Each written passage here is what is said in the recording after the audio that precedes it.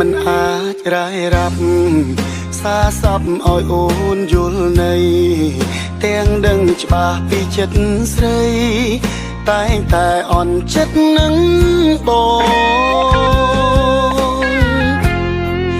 តែងគិតមាក់ងាយរូបអូនថាស្ងួនគ្មានគោលបំណ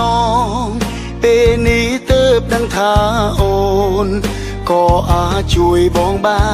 នដែរ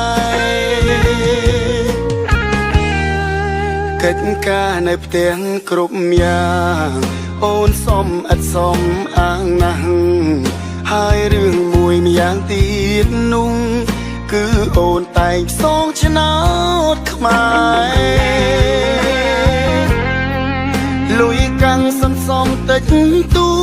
ចសំណាងមានជាហូរហើយអូនជាមនុស្សស្រីពូកែបងតែងតែស្មានមិនដល់ជួបមនុស្សស្រីល្អដូចអូនរូបបងពិតសំណាងណាស់ពេលឈានជើងចូលដល់ផ្ទះគឺមានមនុស្សល្អម្នាក់ក្បែរសុំតុងការស្រឡាញ់ជាប្រល្អជូតមាមេហើយចង់មានឈ្មោះនឹងគេ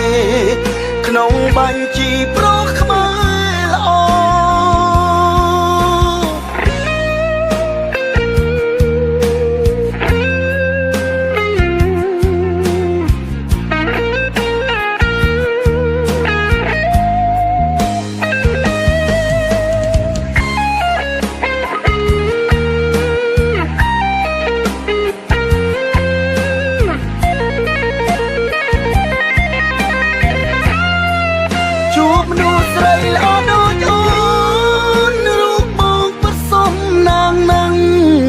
ពេលឈានជើងចូលដល់ផ្ទះ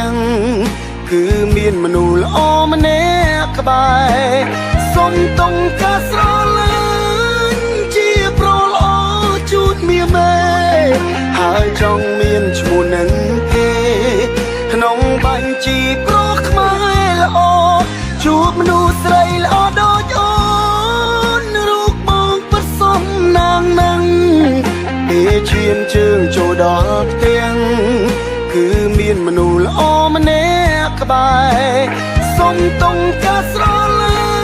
ញ់ជាប្រល្អជូតមាមេហើយចង់មានឈ្មោះនឹងគេក្នុងបញ្ជីប្រុសខ្មែរល្អ